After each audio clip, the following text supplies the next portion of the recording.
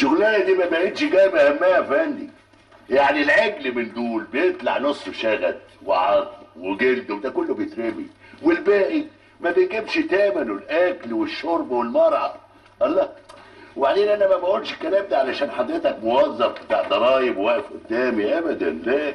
انا عمري ما اكذب ابدا، وشرفك اللي ما بحلف بيه باطل. طب يا معلم موزة، اللحمة الحلوة دي بقى انت بتبيع الكيلو منها بكام؟ 7 جنيه بس. 7 جنيه بس يا معلم؟ ده على كده رخصت خالص. اصلا الحقيقة يعني بقى لي فترة طويلة ما قاطعها. ما هو من قلة يا فندم. انت فكرك احنا بنبيع طول النهار كام كيلو لحمة؟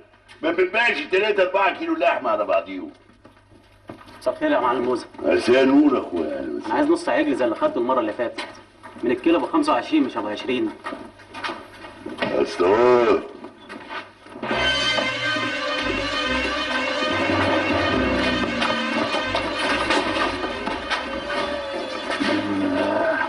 معلم موزة، انت ما اديتلوش ليه نص العجل اللي كيلو منه ب 25 جنيه؟ نص عجل ايه و25 ايه و20 ايه يا فندم؟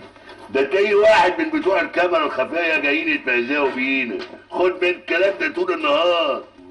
مش عيب يا معلم تاخد منك نص عجل مشفي، روح ما لاقيش فيه الا غير عظم وجلد، مفيش حته لحمه واحده. حرام عليك، ده انت ختم لحمك بتاعك ختم الجوده. هي دي الجوده؟ استاذ شوفوا خاطر الزبون.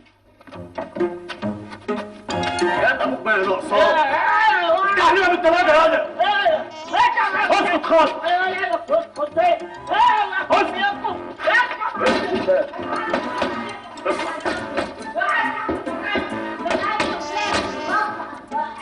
موزة، هي دي برضو الكاميرا الخفيه؟ ليه؟ دي زباين تخاف ما تختشيش.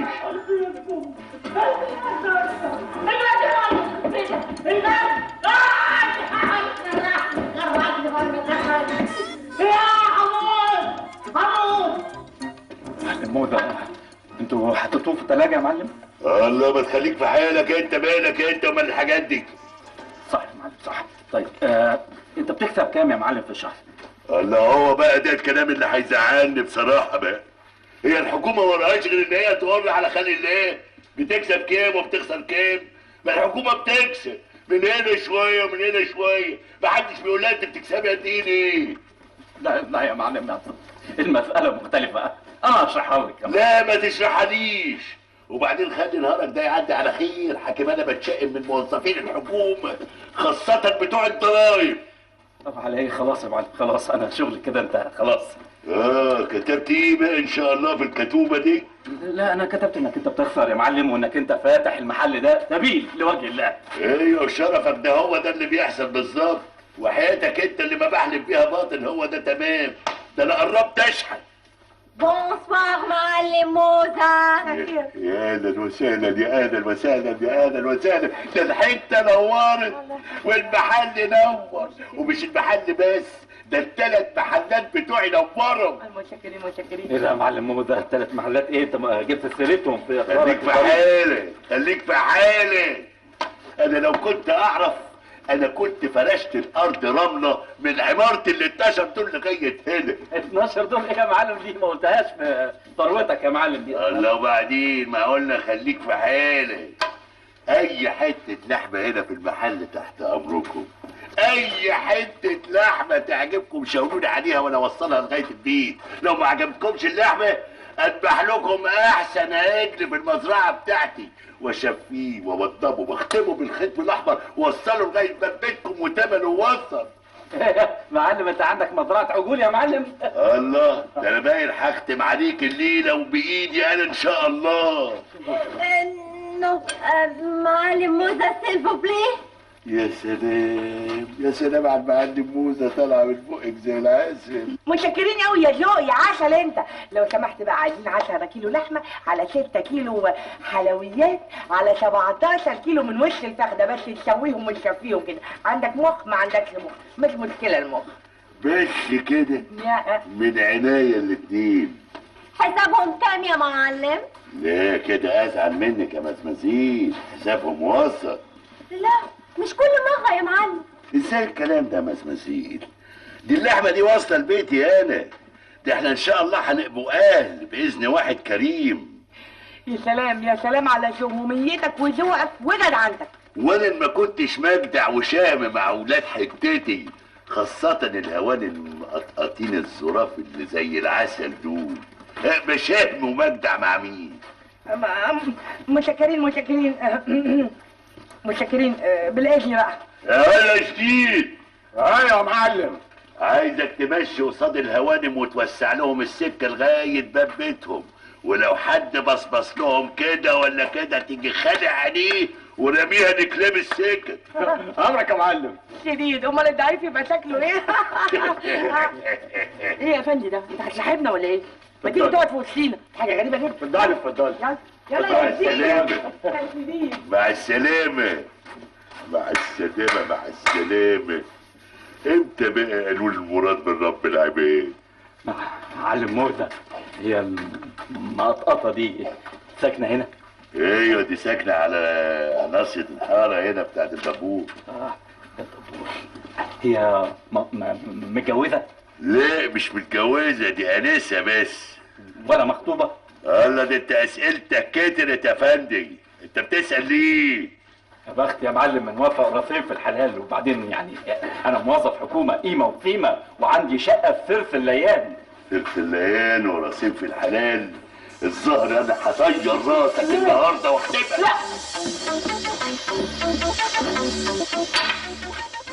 لا انا اعرف شغل كده، ده انا راجل مجدع طول عمري.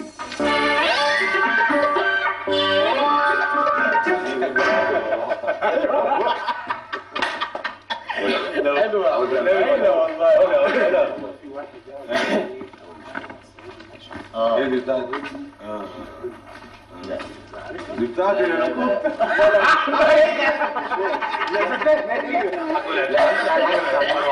خير. اهلا وسهلا. مش ده بيت الأنسة هدى؟ قصدي بيت الست أم هدى؟ ايوه هو. وبتسأل ليه؟ لا مش جاي عشان اطلب ايد الانسه هدى ولا حاجه، عشان يكون فيكم حد عايز يتجوزها. نتجوزها؟ نتجوز مين يابا؟ واحنا لاقيين ناكل ولا حتى لاقيين وظيفه. وادينا اهو على الحال ده بقالنا 10 سنين ومفيش فايده. 10 سنين مستنيين الوظيفه ومستنيين جواب القوى العامله. انتوا على كده بقى مستنيين البوسطجي.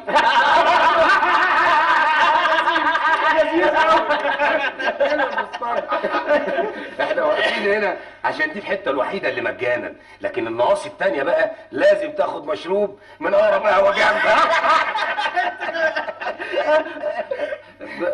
بس انا بشبع عليك. وانا الحقيقه يعني بتابع عليك. انت كنت في كليه تجاره؟ ايوه جامعه عين شمس بالظبط. دفعه 83. تمام. الله يعني دفعتنا. بس على فكره بقى انت كنت من شله تانيه غير شلتنا. ايوه انا دلوقتي افتكرتكم. وانت بقى زي حالاتنا كده خالي شغل ولا؟ لا انا اتوظفت اول ما اتخرجت على طول. اشمعنى يعني؟ هو يعني مفيش حاجه ما فيهاش اشمعنى. هو انا كان عندي قريب ليا موظف كبير في مصلحه الضرايب، يعني هو اللي خلاني واسطه يعني. وهو اللي شغلك مش كده؟ واحنا نقعد نتلقح هنا عشان مالناش واسطه. وكله منك ومن امثالك. هاتوه يلا هيموتوا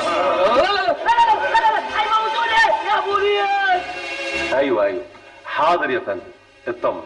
مع السلامه.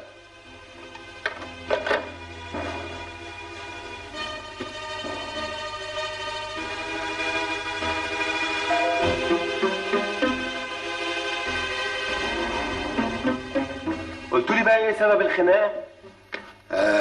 عنده واسطه يا بيه. مش فاهم. انا حضرة الضابط متنازل عن البلاغ، دول مهما كان زمايل دراسه ومقدر ظروفهم. انا اللي عايز اقوله لهم ان انا يعني اشتغلت اول ما اتخرجت لاني كنت اول الدفعه. هم عشان يشتغلوا لازم يتميزوا اكتر من كده، يعني هم درسوا كمبيوتر وانجليزي بس ده مش كفايه. انا في شغلانه ظريفه جدا، اي حد مش لاقي حاجه يعملها دلوقتي بيشتغل. اشتغلوا مطربين. مطربين؟ ايوه مطربين. يعني انتوا ممكن تروحوا تتعلموا ضرب الرق والطبله وتتوكلوا على الله كده وتشتغلوا مطربين وتتجوزوا. لا اهلا ولا سهلا، احنا بصراحه يا ابني ما عندناش بنات للجواز خالص. ليه بس يا ست ام هدى؟ الناس كلها عارفه ان انت عندك بنت زي القمر، لا مخطوبه ولا متجوزه. وبعدين انا مالي؟ ده انا واعوذ بالله من كلمه انا موظف حكومه قيمه وثيمه وعندي شقه ثلث الليان.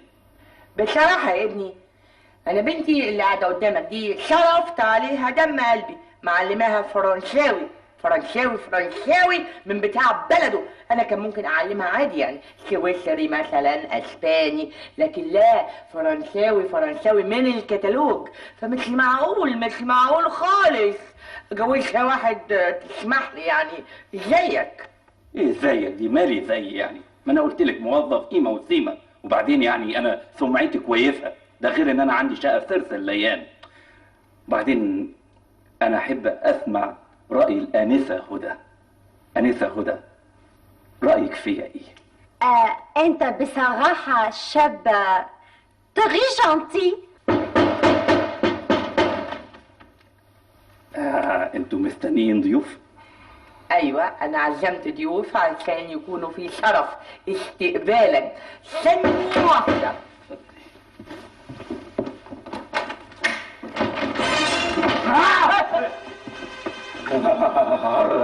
زي بعضه. هو انت يا معلم؟ انت جاي تتجوز عروستها ولا؟ عروستك ايه بس يا معلم؟ عروستك ايه؟ انت خليك في الخرفان والعجول. لا مالك انت ومال الانسه هدى؟ طب اتشاهد بقى على روحك قبل ما اقطعك حتت واختمك بخيط الاحمر وارميك في القطط وكلاب السجن. الله، ايه ده ولا ده؟ صوت النجد ده ولا؟ صعب كده يا معلم. بعدته ايه ده؟ ما هو انا يا معلم اول ما عرفت ان مامو بعتت لك انا كمان بعت للبوليس. ليه؟ علشان الجواز مش بالعافية، انت راجل جانتي، مش معقول تتجوز واحدة مش عاوزة تتجوز. انا مش عاوزة اتجوزك. الله، طب واللحمة اللي كانت امك بتسحبها على حسك ده انا كنت بفطركم واغديكم وعشيكم لحمة. اوكي يا معلم، عريسي هيدفع لك كل اللحمة اللي احنا اكلناها. سيفيني؟ عيني على كلمة عريسي دي ولا سيفينيه، طالعة من بقك زي السكر. معلم أنا مستعد أدفع لك حق اللحمة وبالتسعيرة الجبرية 7 جنيه زي ما أنت كاتب في إقرارك الضريبي. تستلبط وتزود الأسعار وتخليهم 9 جنيه أما نوصلك ودانك كده؟ طيب إن ما فرجت عليك أمة لا إله إلا الله أنا ما بقاش المعلم موزة. يلا يلا يا معلم.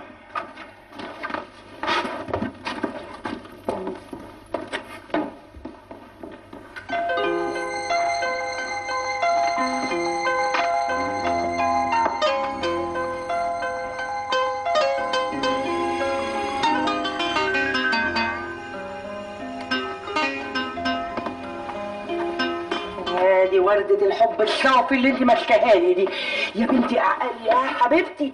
الولد اللي اسمه جمال ده ما انتش هتشوفي معاه غير الفقر والشحاتة. بحبه ماما، تري جانتي. تغلطيه وبعدين المرتب بتاعه يا حبيبتي مش هيكفيكوا غير 3 ايام بس. مش مهم ماما، انا مستعدة اتنازل عن حاجات كتير قوي. يا حبيبتي اسمعي كلام امك. اولا انت طول عمرك كنت بتحلمي بعريس مثل ريس يجيب لك كل اللي نفسك فيه. مامو انا غيرت رايي من ساعه ما شفت جيمي، وبعدين اتفقنا ان احنا نيجي نعيش معاكي هنا. يا حوتي دي نسيبها يا مسابتي. الله، والمعلم موزة انا فعلا كنت معجبه باللحمه بتاعته، بس اللحمه مش كل حاجه في الدنيا. وبعدين بعد ما نتجوز انا وجيمي ممكن نشتغل لحمه من اي جزار تاني. يا بنتي المسألة مش مسألة لحمة ولا جزار تاني. المعلم موزة ده هيجيب لك كل اللي نفسك فيه. شقة فخمة على النيل، عربية 6 متر و14 شباك، غير بقى الفلوس والمجوهرات اللي في البنك. ماما الفلوس مش كل حاجه في الدنيا، وانا من ساعه ما شفت جيمي حبيته على طول. على شرط الجوازه دي مش هتتم قبل سنه. في خلال السنه دي يا حبيبتي هتكوني دقتي عينه من الفقر بتاع سي جمال، وساعتها انا متاكده هتقولي حقي برقبتي. فينك يا معلم موزه؟ وانا موافقه ماما، وهثبت لك انا وجيمي اننا بنحب بعض، وحبنا اقوى من اي فلوس في الدنيا، ومن لحمه المعلم موزه، ومن فلوس المعلم موزه، ومن مصغعه العجول بتاعه المعلم موزه. ده ان عاش، ان عاش، لان انا متاكده ان المعلم موزه ورجالته هيذبحوه ويسلخوه ويعلقوه في الخطاف ويقعدوا يندهوا عليه اللي رايح واللي جاي، من ده بكره بيه قرشين، من ده بكره بيه قرشين. اها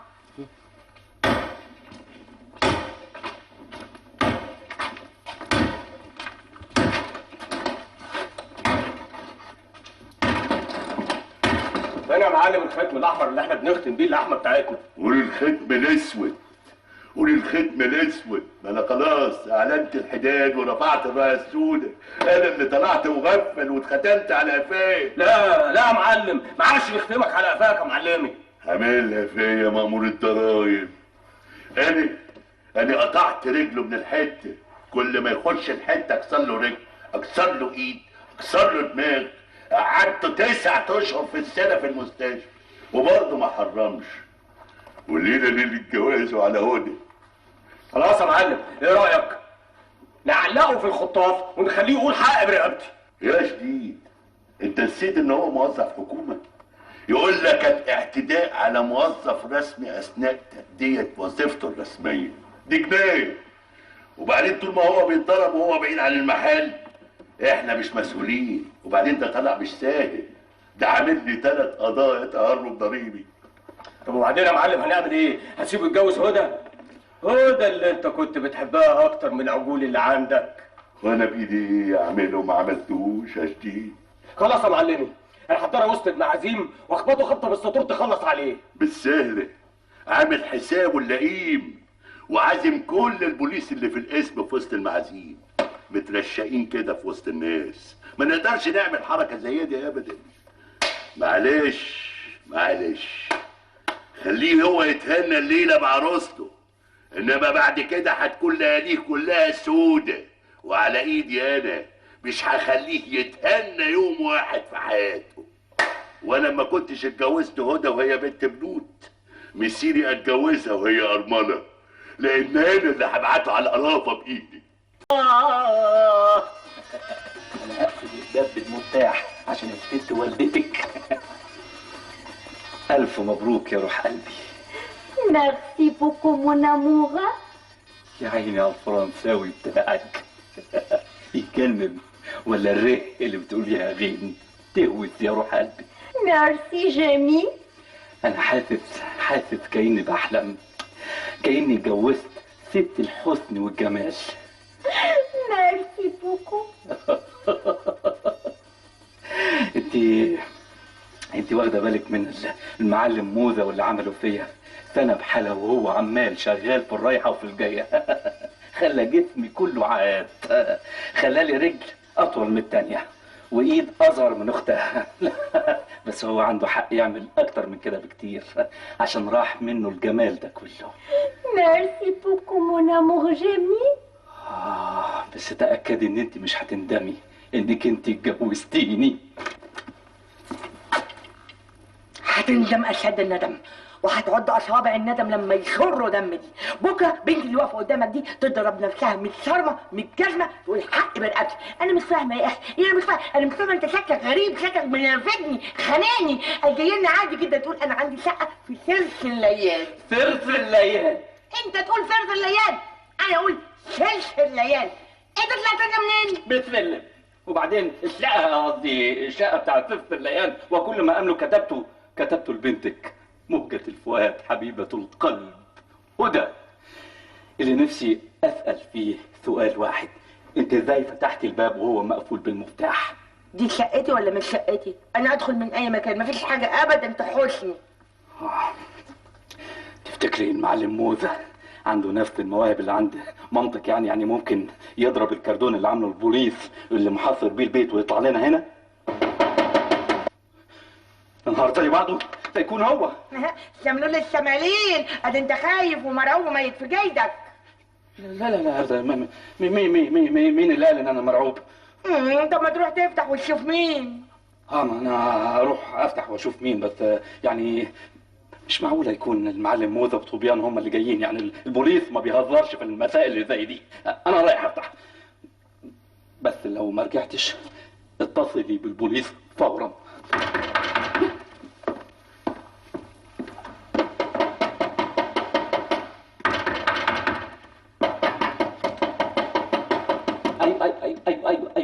ايوه اللي بتخبط. انت عدو ولا حبيب؟ انا عماد يا جمال. افتح يا جمال، انا رشاد ومعايا حماد وعياد. افتح، احنا زمايلك في الدفعه وجايين نبارك لك. لا والله فيكم الخير. تعالي يا حمادي شوفيني وانا بفتح الباب.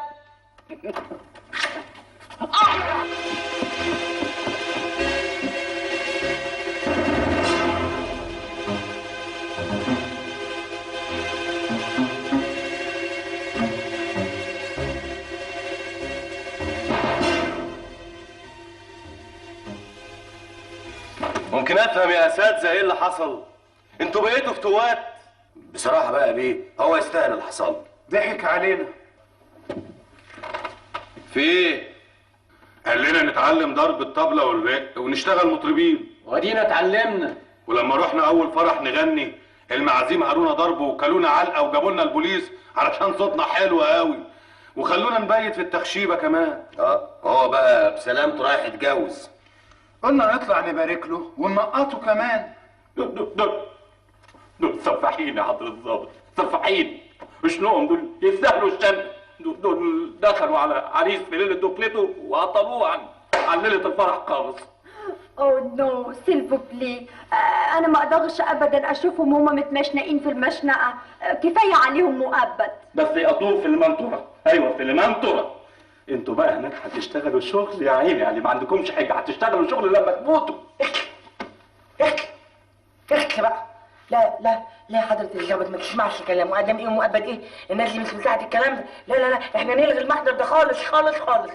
ازاي يا حماد؟ ازاي؟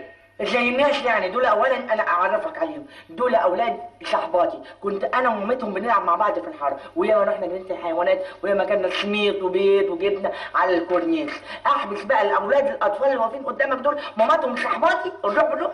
صحباتك دول اعتدوا عليا يا حماد، اعتدوا عليا. وافرض يعني ما انت واقف قدامي اهو شخص سليم ما جرالش اي حاجه، هتتنازل عن المحضر؟ يعني هتتنازل عن المحضر والا ترجع شيخ للعيال. سيلفو بلي، سامحهم بقى عشان خاطري. طب يعني المرة دي بس المرة الجاية مفيش سماح. سامحهم بقلب غاضي سيلفو بلي. حاضر، هسامحهم بقلب راضي، ومش هسامحهم وبس، لا ده انا هديهم نصيحة كمان. انا عارف ان انتوا متميزين وعندكم خبرة، لكن عشان تشتغلوا لازم تتميزوا اكتر واكتر. انتوا معاكم دور كمبيوتر وانجليزي وتعلمتوا الطبلة والرق، لكن لازم تتعلموا حاجة كمان، لازم تتعلموا السواقة عشان تاخدوا ولاد المدير للمدرسة وترجعوهم من المدرسة. كده لو اي حد اتقدم للوظيفة دي مش هيقبلوه وهياخدوكوا انتوا.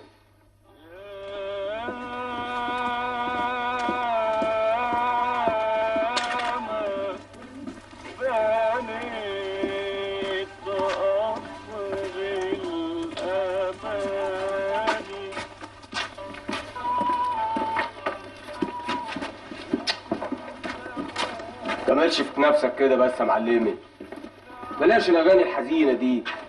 الاغاني الحزينه دي مش هتفيدك بحاجه يا معلمي. وبعدين بقى انت بقالك سنتين على ده الحال، سنتين من ساعه هدى ما اتجوزت، هدى اللي انت كنت بتحبها اكثر من العجول بتاعتك. مش قادر انسى يا شيخ، مش قادر انسى. طب ايه رايك يا معلمي؟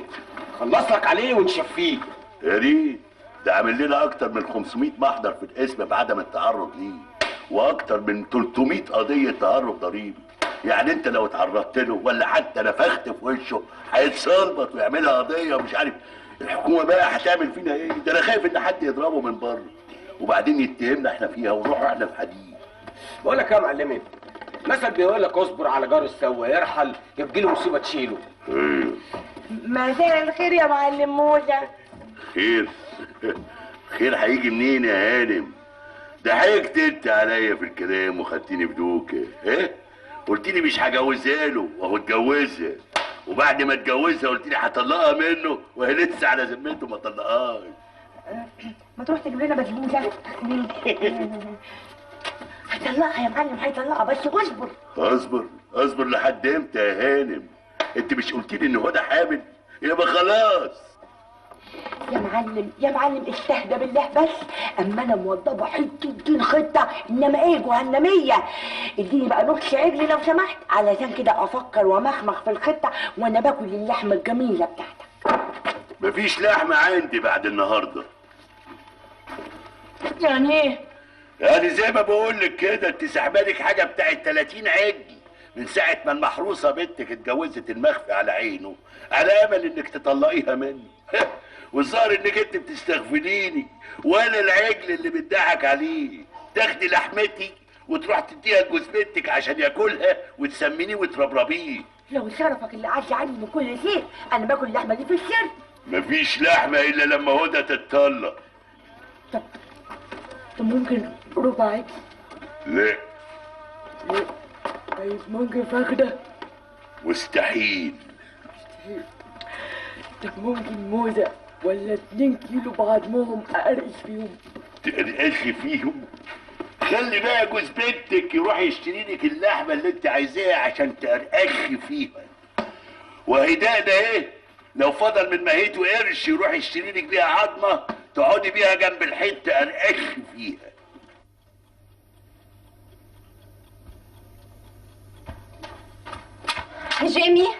جيمي قوم اصحى. ايه في ايه يا هدى؟ في ايه؟ انت عارفان ان انا بتخض. هي الساعة كام دلوقتي؟ الساعة 2 الفجر. الساعة 2 الفجر؟ طب وانت مصحياني الساعة 2 الفجر تعملي بيا ايه؟ جو سوي ملاك، انا حاسة ان نفسي غمى عليا. نفسك غمى عليا؟ انت اكيد تبي عيانة. مش بالظبط. تعبانة؟ مش بالظبط. امال ايه الموضوع بالظبط؟ عايزة اكل مش. تاكلي مش؟ وي الساعة 2؟ وي غريبة أوي الحكاية دي. يعني ده مرض ولا وراثة في العيلة؟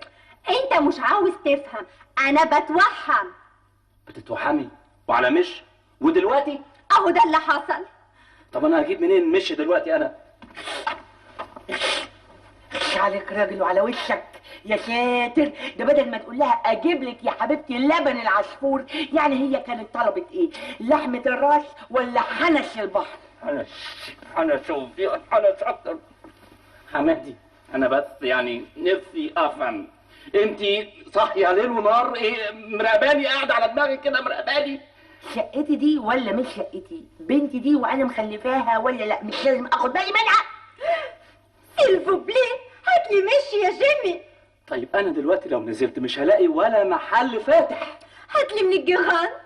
من الجيران؟ وي ام حماده عندها مش كتير، كل شويه كنت الاقيها عماله بتاكل المش ومربياه كده، مغبياه. انا اعرف الواحده تغبي كلاب قطط، اللي مغبياه ده اسمه دود. اجيب لك بقى مش بدودو ولا من غير دودو يا حياتي؟ جيمي هاتلي مش بقولك. يا حبيبتي انا مستعد اجيب لك مش من اقاصي الصعيد، بس يعني هنزل للجيران اقول لهم ادوني طبق مش. اخش عليك يا اخي، يا اخي ده انت خنقتني خالص. لا انزل للجيران قول لهم ان انت مجوع بنتي الغلبانه المسكينه دي ما بتشوفش اللحمه ولا الفاكهه غير اول كل شهر يوم واحد. خلاص انا نازل اجيب لكم دلعه مش عملتني. يا ساتر، اشوف فيك يوم يا جمال يا ابن السعديه يا بتاع الشير سليان يا اللي حرمتني من اللحمه نيه ومستويه.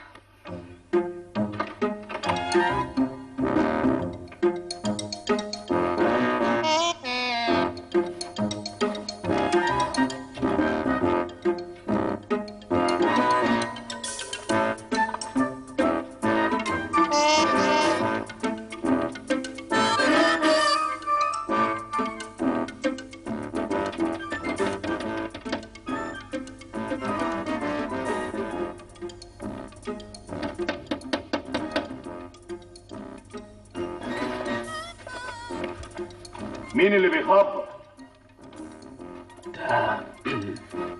ده انا انت مين؟ انا جمال. جمال، جوز جارتكو الست ام هدى. قصدي جوز بنتها. وعاوز ايه؟ انا عاوز مش. نعم يا اخويا، جاي بتخبط علينا السعادي عشان عاوز مش؟ يا بارد يا قليل الذوق. هو لو سيادتك بس اديتني فرصه انا افهمك ايه الحكايه. الست ام هدى رافضه والف سيف ان انا اجيب لها مش.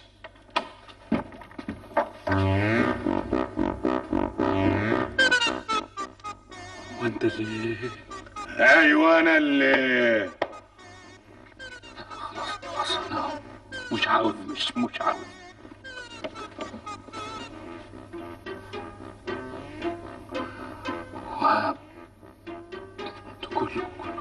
كلكم مجتمعين هنا؟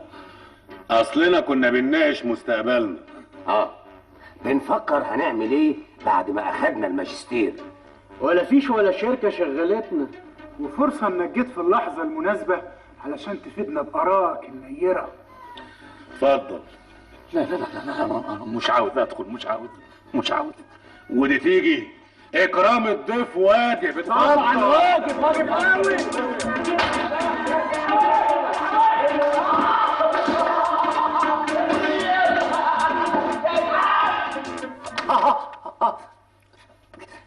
انا مش قادر استحمل يا هدى. معلش يا حبيبي، لازم تعمل كمادات ميه باردة علشان الوغم يروح. هو لسه الورم ما فشش؟ ده بقاله يومين. هو ايه ده اللي مفافف كده برضه يا حماتي كده؟ مش كنت تقولي لي ان حماده هو اللي.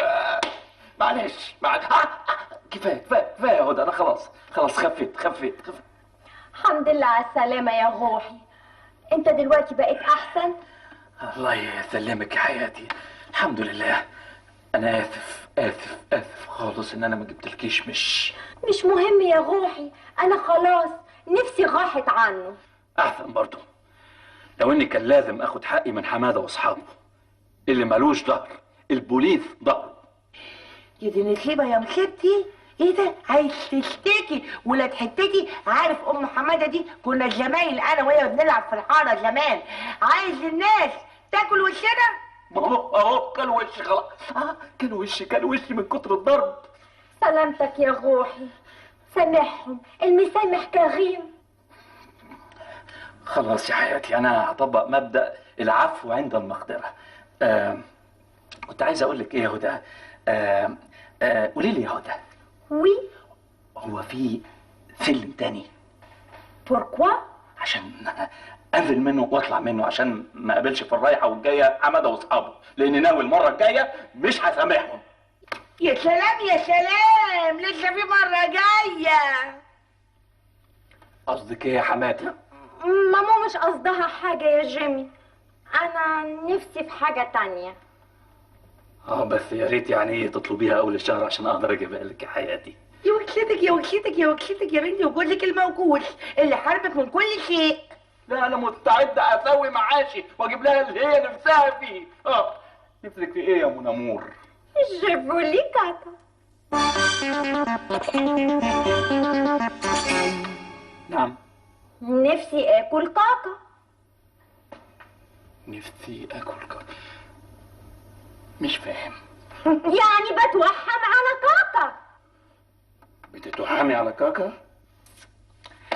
ليك حق ما تعرفهاش لانك لا شفتها ولا عمرك دقتها.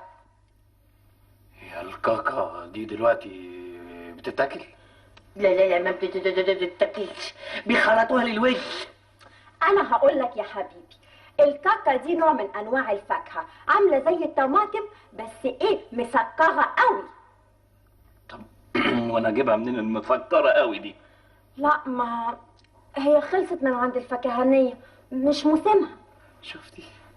لو كان موسمها أنا كنت جبتها لك يا حبيبتي. معقولة تتوحمي على حاجة وما أجيبهاش لحياتي حبيبتي؟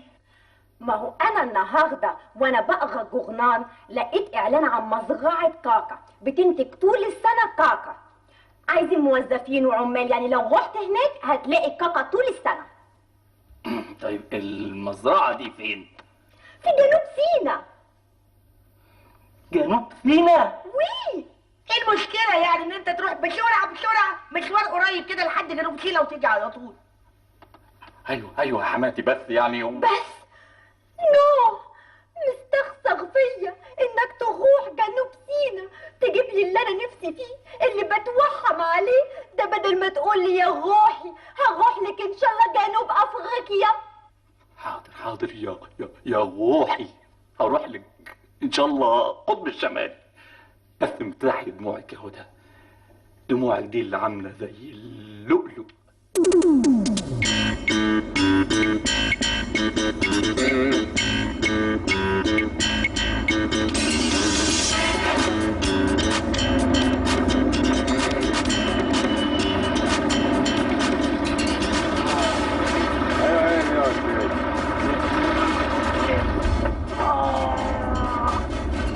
ده انا ظهري اتكسر. 8 ساعات سفر تكون يهون عشان حبيبة القلب هدى. طب يا اسطى محمود، انا ربع ساعة كده اجيب قفص طاقة واطلع لك على طول. ها؟ على فين يا استاذ؟ انا عاوز اقابل صاحب المزرعة. في ميعاد سابق بينك وبينه؟ في ميعاد سابق بينك وبينها؟ ميعاد سابق ايه؟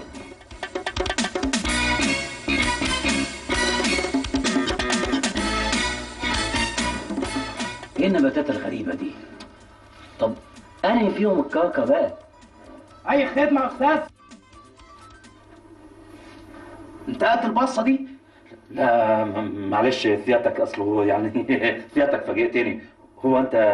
انا عزوز بيه ابو العز صاحب المزرعه. تشرفنا يا عزوز بيه. خلصني، انا مش فاضي، ورايا مقابلات عشان الموظفين اللي جم عشان الاعلان. انا هقول لسيادتك، هي المدام حامل وبعدين انت هتحكي لي قصه حياتك يا استاذ. ادخل في الموضوع، انا مش فاضي، انا بيزنس مان، عندي اشغال ومسؤوليات شايلها على كتافي.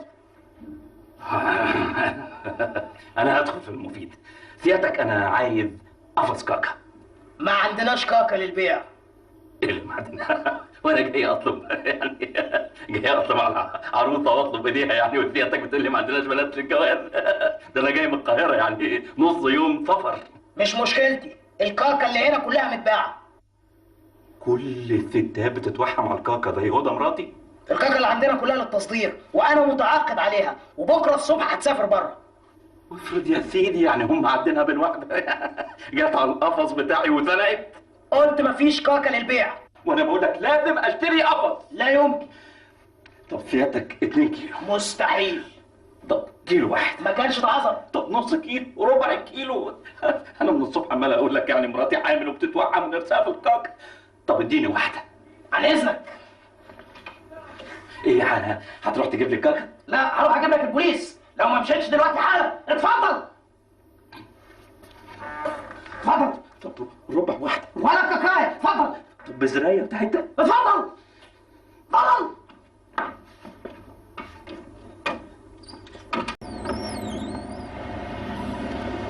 يا استاذ اتاخرنا قوي، بقينا نص الليل. خلاص دقت ساعة العمل. مش الراجل ما كانش عايز يديني كاكا بفلوس؟ دلوقتي هاخدها منه غصب عنه من غير ما ادفع ولا مليم. استناني هنا 10 دقايق بالكتير.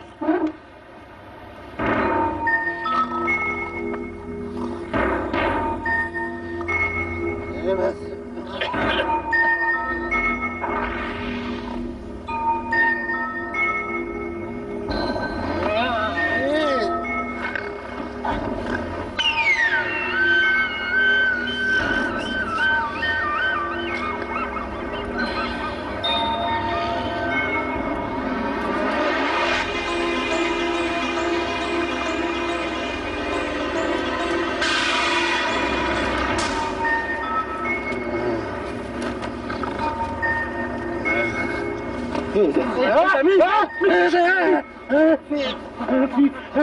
هنا؟ ايه اللي جابك هنا؟ انتوا اساسا ايه اللي جابكوا هنا؟ هو انتوا ايه كل ما اروح في حته الاقيكوا ورايا؟ هو في حد بيسلطكوا عليا؟ لا يا سيدي، ما حدش مسلطنا عليك. كل الحكايه ان صاحب المزرعه دي طالب ناس تشتغل عنده. قلنا نيجي هنا ما احنا معانا بكالوريوسات وانجليزي وكمبيوتر وتعلمنا السواقه كمان، لكن مفيش فايده. اصل مدير الشركه اللي احنا قدمنا فيها عمل لنا اختبار في السواقه، قمنا دخلنا بالعربيه في عمود نور وطارت الشغلانه. وصاحب المزرعه دي لما تقدمنا له للشغل قال انه عاوز عمال وغفر ما معهمش شهادات. شفت بقى الحظ؟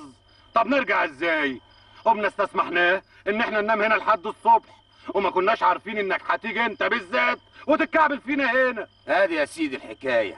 انت بقى ايه اللي جابك هنا؟ ها رفدوك من شغلك وجاي تدور على وظيفه هنا؟ لا ده انا جاي عاوز اشتري كاكا، اصل مفيش كاكا في السوق خالص غير هنا. ياه، تسافر من القاهرة لجنوب سيناء عشان تشتري كاكا؟ نفسك مفتوحة للدرجة دي؟ يا جبروتك يا أخي. لا دي اساسا مش ليا، دي اصل مراتي حامل وبتتوحم، يعني مش علشاني اساسا يعني. المدام حامل وبتتوحم على الكاكا؟ يا سلام، بقى انا عشان المدام حامل وبتتوحم على الكاكا تخبط لها المشوار ده كله؟ ده ايه العز ده كله؟ يا جبروتك يا اخي. لا لا لا لا لا يا ابو نياب، ابو نياب يا نيابة. مين هنا؟ كعبي داير يا ولد، فضلوا يلففوني من المحافظات، بهدلوني اخر بهدله. يا حرام مون امور، يا ريتني كنت انا. حضرة الظابط، دول سفاحين بمعنى الكلمه. المره دي بقى لازم تشنقهم. يجنوهم ده ايه؟ هي كانت لعيبه ولا كانت لعيبه؟ انت ايه اللي رماك على سكتهم اساسا؟ عشان الكاكا. ايه هتعملي نفسك مش فاكره الكاكا؟ عارفه طبعا الكاكا من ساعه ما عرفتك. وبعدين انا عايزه اقول لك حاجه، انت ايه اللي خلاك تنط جوه المزرعه زي القرد ابو السيري بالظبط؟ انا خفت ارجع لك من غير الكاكا تقولي لي ان انا حارم مراتي حبيبه القلب مهجة الفؤاد. هدى، احمد ربنا ان صاحب المزرعه تنازل عن المحضر بعد ما شاف اللي حصل لك. انا مش عارف واحد زيك يعمل كده ازاي. انا عشان مراتي هدى اعمل اي حاجه. ميرسي مون امور. شفتي يا ماما؟ شفتي جيمي بيحبني قد ايه؟ انت الاخرى حب برش عشان نخلص منه. الله يسامحك يا حماتي، مقبوله منك عشان خاطر هدى حبيبه القلب مهجة الفؤاد. ميرسي جيمي. انتوا هتعملوا فيلم هندي هنا ولا ايه؟ خلوا الكلام ده للبيت. بيت ايه يا حضرة الظابط؟ انا بقيت اقعد هنا اكتر ما بقعد في بيتنا. على كل ان حضرة الظابط انا مسامحهم، انا بسحب شكوايا ضدهم ومقدر ظروفهم. هم تميزوا ودرسوا كل حاجه، بس فاضل خطوه واحده وتوصلوا لطريق المجد. يعني خطوه و1000 وظيفه هتستناكم. انصحنا يا ابو العريف. يعني انا بقول ااجل النصيحه لظروف احسن من كده. يلا بينا يا هدى. على فين؟ مش لما حد يضمنك الاول؟ انت لا معاك بطاقه ولا اي اثبات شخصيه.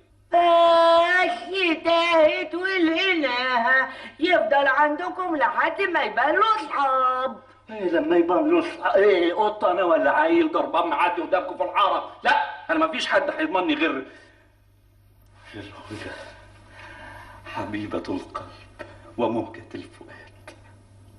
هتضمنيني يا هدى؟ نو باردون. يا ميلة بختك يا بنتي، يا ميلة بختك. هتعملي ايه؟ غلطتك ولازم تستحمليها. اشربي بقى اشربي، ما نبنى كمان غير الفضايح. كل يوم والتاني في القشر، وكلكم اللي حاسس في نفسي ومقشر في نفسيتي وكاشر نفسي كاشره بقى ان امك اتحرمت كمان من لحمه المعلم موزه. ماما سيل فو بلي ماما، كفايه بقى. ماما انت بتقولي ماما يا شيخه يا ستي اترمى في الاسم اسبوع بحاله، تروحي تضمنيه ليه يا شقيله يا غلسه؟ ما تسيبيه كان ياخد تأبيده ونرتاح منه. بصي لنفسك في المرايه، بصي خلاص بقيتي جلد على عظم اهو. اهو بسلامته شرف وقلت لي دي فرحان قوي.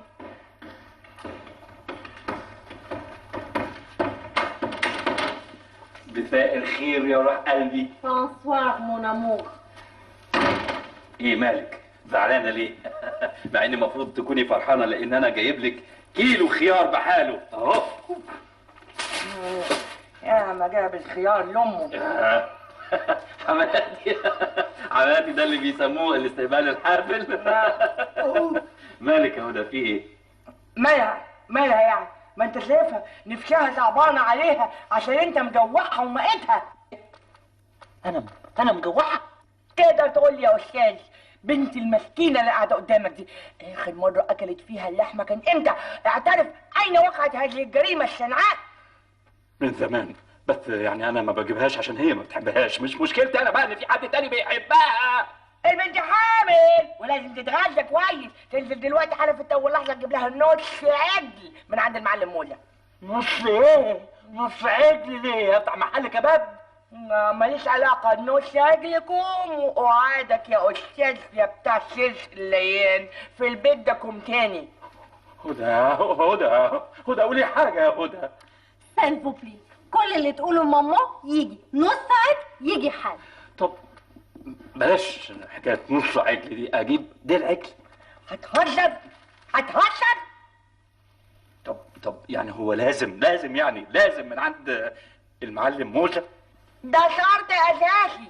وانا قاعده في البيت اهو هبص عليك من الشباك زي قرد قطع بالظبط. لو لقيتك جبتها من عند المعلم موزة خير وبركه، ما جبتهاش من المعلم موزة يابا دبور وزن على خراب عيشه. جيمي سيلفو بلي، اعمل كل اللي ماما قالت لك عليه. لو ما عملتوش هتثبت لها انك ما بتحبنيش.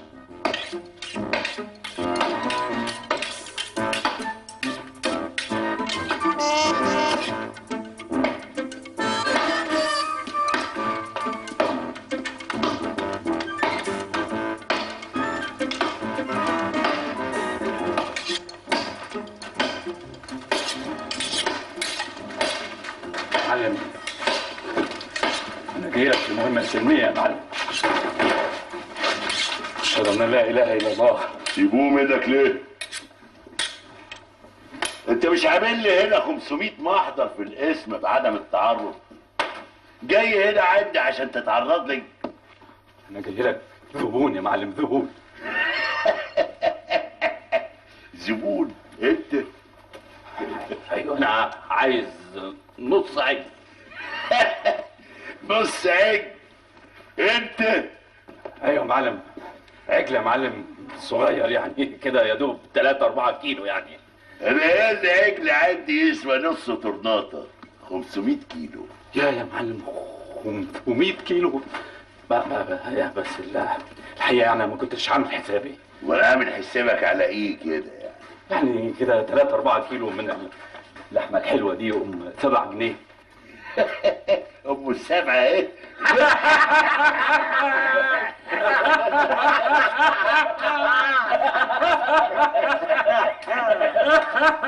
ضحكتنا. اللحمه الحلوه اللي عندي الكيلو يسوى 30 جنيه. ايوه يا معلم، بس انت كنت قلت لي يعني انها ده كان زمان لما كنت بتجيلي على سوم انك انت مأمور ضرايب، انما انت جاي لي النهارده على انك زبون تدفع زي بقيه الزباين. عايز كده يا معلم يبقى اديني كيلو الا ربع. اصل يعني المساله جت مفاجاه وانا ما كنتش عامل حساب الحقيقه. انا ما ببيعش هنا اقل من 2 كيلو. ماشي يا معلم، اديني 2 كيلو واكتب لك ببقيه الفلوس ايصال امانه. يا اسطوات امر يا معلم. اوزنوا للافندي 2 كيلو بس يكون وصايه. ايوه وحياه ابوك تكون وصايه، انا ما باكلش اللحمه الوصايه. اصل انا تربيه عز. هو ده النص عجل يا جوز بنتي؟ اصل انا يعني ما لقيتش عجول جافه فانا جبت كده تصبيره 2 كيلو لحمه، انما ايه وصايه كده بقى. بتهيألي ان انا اثبتت المنطق انا بحبك قد ايه. طبعا يا روحي، انت فعلا اثبتت لنا انك عندك شجاعه منقطعه النظير. لا ولسه انتوا لسه شفتوا حاجه؟ لما نشوف ما جايبك. ما لا ايه ده؟ ايه ده؟ هي دي اللحمه الوصايه؟ ايه ده صحيح؟ ايه ده صحيح؟ مديلك زباله الدكان، اعترف، اداك عليها فلوس؟ لو شرفك، ده انا دافع في الكيلو 30 جنيه. كده يا معلم موزة كده تعملها فيا؟ مسخره وتمسخر بيك. اتفضل يا استاذ، انزل رجع اللحمه دي حالا وتجيب لحمه تانيه من حبايبي عينيه. لا لا لا لا لا لا لا لا لا لا، انت ما تعرفيش الزبون اللي بيرجع له حاجه بيعمل فيه ايه؟ ده بيدخله الثلاجه يا عالم يطلعوا منها امتى؟ شفتي؟ جالك كلامي في جوزك. كده كده مناموه، كده تكسفني قدام ماموه. يا اصل المساله يا هدى يعني مفيش مسألة. أودي وشي فين من الحاجة؟ أودي وشي فين من معلم موسى؟ أقول لهم إيه؟ كده ولاد الحاجة كلهم يقولوا إن اتمهزق بيك المعلم موسى؟ لا يا هدى، اصل المساله وما فيها. وأنا اللي فضلتك عنه. أقول لابنك إيه لما يجي؟ أقول له إيه يا راجل؟ خلاص انا نازل له ما تعمليش في نفسك كده. ما اقدرش انا اشوف دموعك واسكت. خلاص مستني ايه؟ ما تنزل خدي.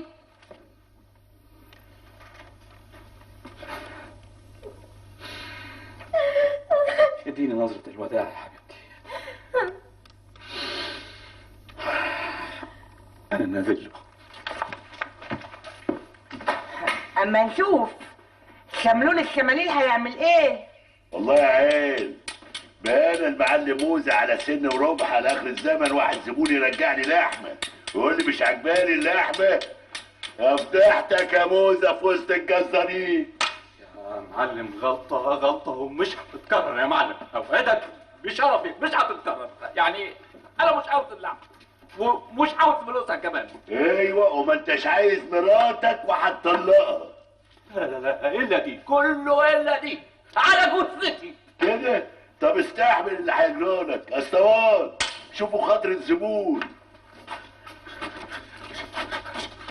لا اله الا الله واشهد محمد رسول الله. انا بقى مش هموتك كده بالساهل زي ما انت فاكر. لا، لازم اجعلك الاول فرجه لامة لا اله الا الله. زفوها عين. ومن ده بكره بيرشين عندي موزه بيرشين. من ده بكره بيرشين عندي موزه بيرشين. جيمي هدى ايه اللي جابك هنا يا هدى دلوقتي؟ يعني عايزني أشوفك وأنت بتعلق كده زي الخروف وما جيش أشوفك؟ هذا سوء تفاهم بيني وبين المعلم. هو ما يقصدش يا هدى وما يقصدش. انا نقصد ونقصد كمان. اقصد اهزاك وامرمطك ومراتك لازم تعرف كده. ما تصحش يا معلم، يعني الكلام ده ما يتقالش قدام الستات يا معلم. وبعدين انت الزبون اللي كان بيرجع لك اللحمه كنت بتدخله جوه الثلاجه. غيرت النظام معايا ليه؟ سيبوك لي معلم موزة، أرجوك نزله من على الخطاف. ليه مش قبل ما اقدمه الاول؟ عشان خاطري يا معلم موزة. غلبتيني. خاطرك غالي عليا قوي يا ست هدى. تعرف يا فندم انا هنزلك ليه؟ علشان خاطر الست بتاعتك بس. معلش، خساره على الرجاله اللي بيتحموا في الستات بتاعتهم. يا عيل، نزلوا الذبيحه النهارده، اجلنا الذبح.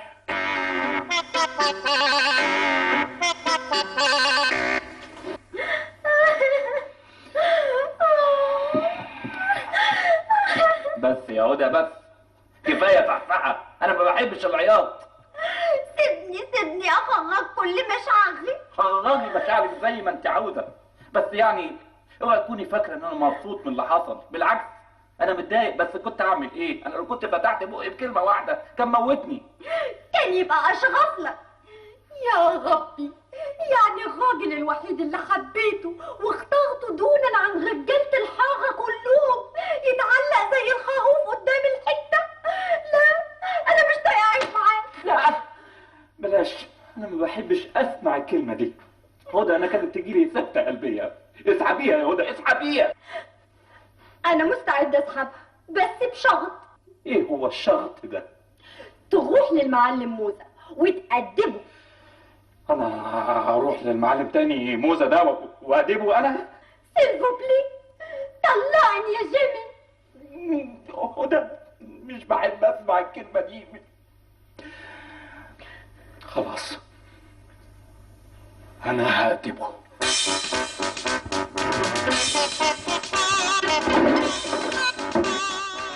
اتشاهد على روحك يا معلم موده، اتشاهد على روحك. ان ما ملصت ودانك ما بقاش انا.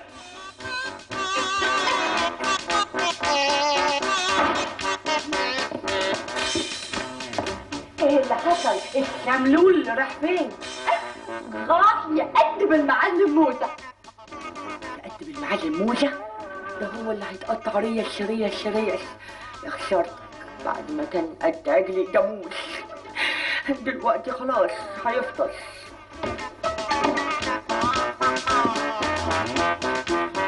ايه في ايه؟ معقولة كل حتة انسانة؟ احنا جايين لك علشان ناخد منك نصيحة، عشان نشتغل زيك ونكسب فلوس زيك. ونتجوز زيك. انتوا ايه فاكرين ان انا تنيت عشان اشتغلت واتجوزت؟ ده انا مش عارف اجيب لمراتي 2 كيلو لحمه من غير ما يكون فيهم شغل. يعني ايه؟ يعني احنا محتاجين نحل المساله بشكل غير تقليدي، نحل كل مشاكلنا، وانا عندي فكره هايله. تقصد ايه؟ الاول انتوا معاكم كده 1000 جنيه. منين يا حسرة؟ ده احنا لسه بناخد مصروفنا من اهالينا. بس لقيتها. انا عندي جيتار ممكن ابيعه يجيب لي مش اقل من 300 جنيه. وانا عندي كمبيوتر قديم ممكن ابيعه، ممكن يجيب كده في حدود 400 جنيه. وانا معايا ساعة وارثها عن جدي تجيب لها 150 جنيه. وانا عندي شوية كتب قديمة يعني يجوا كده ب 100 جنيه. وانا عندي ال 50 جنيه الباقيه، كده يبقى كملنا 1000 جنيه. الله الله، احنا مش فاهمين حاجه. انت هتعمل ايه بالفلوس دي كلها؟ انا هقول لكم، ادوني ودنكم. بصوا بقى،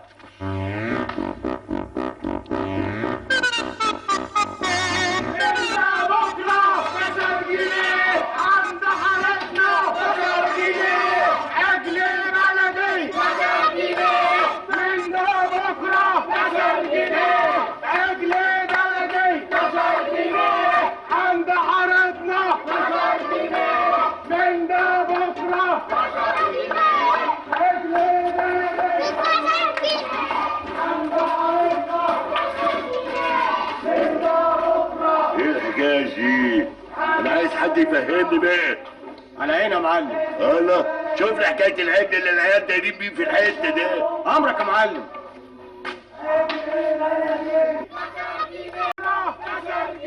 يا اخواتي ده عجل ايه اللي بينادوا عليه ويقولوا ب 12 جنيه ب 12 جنيه الكيلو؟ مش عارفة ماما. انا هقول لكم. اصل انا صاحب الفكره دي يعني، وحبيت اخليها لكم مفاجاه. مفاجأة؟ مفاجأة ايه جيمي؟ العجل. ما هو اصلي انا صاحب فكره العجل. انا لميت قرشين كده من الشبان الاربعه واشتريت بيهم عجل. هنذبحه بكره ونبيع كيلو منه ب 12 جنيه. يا حوش يا دي المصيبه يا مصيبتي، انت اتجننت. بالعكس، ده حل عاقل جدا. انا حسبتها حسبه بسيطه كده، لقيت ان انا هكسب 2 جنيه في كل كيلو. ده غير بقى ان احنا هناخد 5 كيلو لحمه مجانا، والكوارع والفشه ولحمه الراس. انت بتتكلم جد جيمي؟ امال وانا هقعد اتخانق بقى في الرايحه وفي الجايه مع المعلم. ده غير ان انا حبيت احل المساله بطريقه عمليه واحل مشكله الشبان الاربعه دي. وبعدين من مكسب العجل الاولاني ده احنا ممكن يبقى عندنا عجل واثنين وثلاثه. طب افرضوا ما عرفتوش تبيعوا العجل بعد ما تذبحوه؟ لا، ده انت هتلاقي الناس واقفه علينا طوابير كده اول ما يعرفوا ان احنا بنبيع ب 12 جنيه. وبقى خلي بقى المعلم موذة يسلق فخدته ويطلق لحمته ويشرب شربته ويمصمص عظمته. بقى الحكايه كده. بقى شويه العيال الهلافين دول فاكرين ان هم بالطريقه ده اهي هياخدوا زبايني مني ويقفوا حالي. فكرك يا معلم ان احنا هنسكت؟ احنا هنجيبهم ونجيب اللي اسمه جمال ونذبحهم قبل ما يذبحوا العجل. ليه؟ دي فيها جنيه قدام. انا مش هقبل. ده انا ابو التفانين انا. ده انا هفننهم في حته تفنينه. هتعلمهم الادب صحيح. انا بتخبط. يا اخي لحقتوا تبيعوا لحمه العجل بالسرعه دي؟ يا ريت، ده احنا مش عارفين نبيع ولا كيلو واحد حتى. اشمعنى؟ انت هتدخل لنا قافيه؟ تعالى معانا وانت تشوف. اتفضل اتفضل يلا بالراحه بالراحه. اتفضل.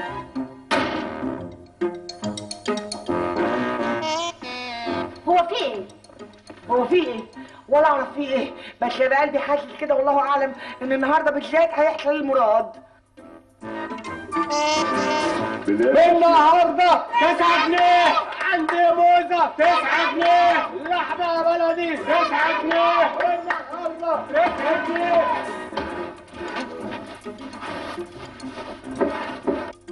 اهلا اهلا اهلا اهلا سي جميل.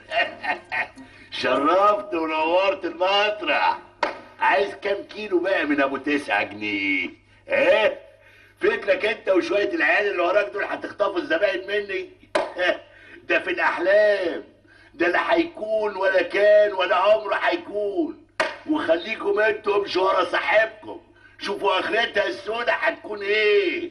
واللحمه بقى تبقوا تاكلوها تسلقوها وتشربوا ميتها براحتكم بقى.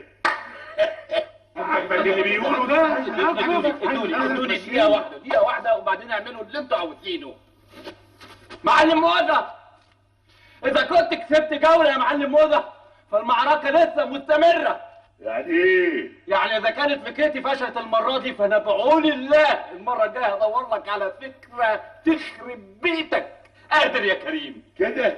طب انا هخلص عليك النهارده بقى وتشاهد على روحك.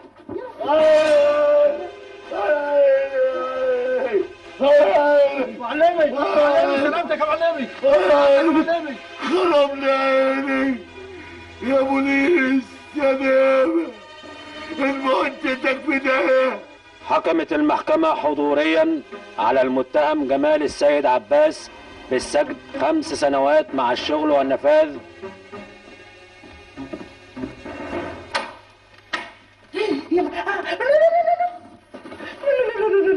كله من خير المعلم. وحشاني يا بنتي وحشاني. وحشاني يا حماتي. يا روحي اتفضلوا اتفضلوا. يا اهلا وسهلا يا اهلا وسهلا. اهلا بيك يا حماتي. حماتي يتي يتي يتي طالعه من بقك زي السكر سكر سكر، مش زي المجهود التاني اللي راح مطرح ما راح. الله بقى، ما ننسى الحكايه دي حكايه مر عليها 5 سنين. ده انا وهدى متجوزين من 5 سنين وزي السمن على العسل. يا سلام ربنا يسعدكم ويهنيكم، كانت جوازة الهنا والسعد. بس يا معلم الحاجات اللي انت جايبها كتير كتير قوي قوي. مفيش حاجه تكتر على ام هدى يا طنط. ميرسي ميرسي مونامو معلم موزة.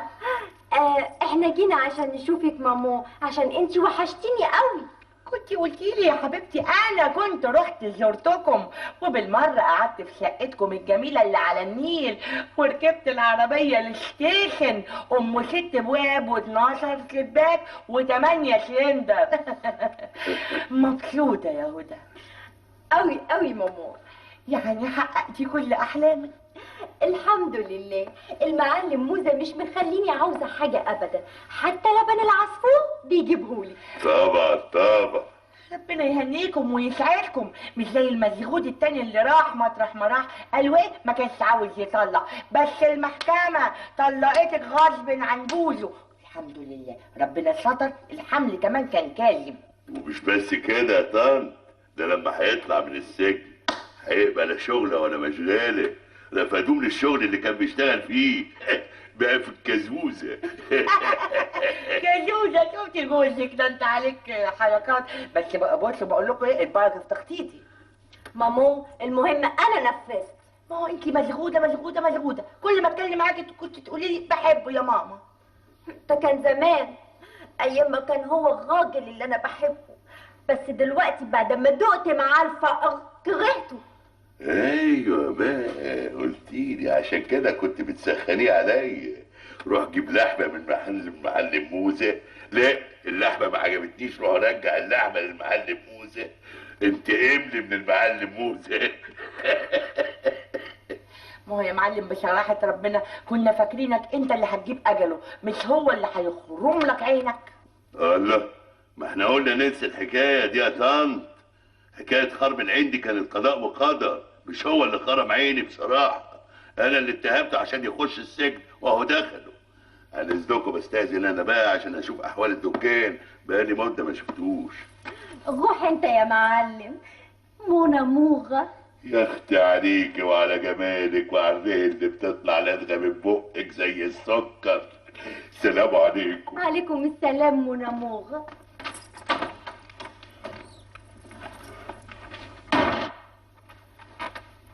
اسم الله عليكم جوز عصافير ناقصكم القفص. مبسوطه انت يا هدى صح؟ مش زي المشغول التاني.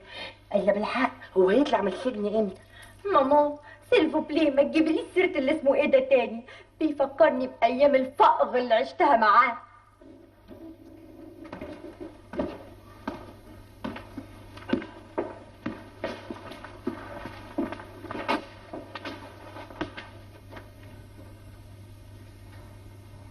اهلا وسهلا يا معلم. نورت الحته يا معلمه، بقالنا كتير ما شفناكش. بيقولوا يا سيدي بقاله 5 سنين في شهر العسل وما عادش فاضل شغله. الله، انت بتعمل ايه ولا منك له في الحته دي؟ ابدا، زي ما انت شايف ما بنعملش حاجه. اصلنا كنا مشغولين قوي السنين اللي فاتت. ولقيتوا شغلانه دلوقتي بتشتغلوا؟ لا، كنا بندور على شغل، والحكايه دي بقى كانت شغلانه قوي، عشان كده رجعنا نقف تاني على الناصيه. وبنقول يا شر اشطر، وانت بقى اول واحد وقع في طريقنا. الله، طب انا مفيش بيني وبينكم حاجه، لا انا كنت دفعتكم ولا اتعينت بواسطه، يعني مفيش بيني وبينكم حاجه. لا يا معلم، في حاجات كتير قوي ولازم نصفيها. زي ايه يا نمر؟ اصل الزعيم ادانا اوامره ان انت بالذات لازم نطهر المنطقه منك. زعيم مين انا؟ انا طول عمري الزعيم في الحته دي. ده كان زمان، الحته دلوقتي بقى لها زعيم جديد، قيمه وسيمه ومركز ومعاه اخر مؤهلات. 5 سنين في سجن المنطره ولسه مخلصهم النهارده، وما عادش ليه اي حته يقعد فيها غير انه يجي على الناصيه معانا هنا. ويطلع مين بسلامته ده؟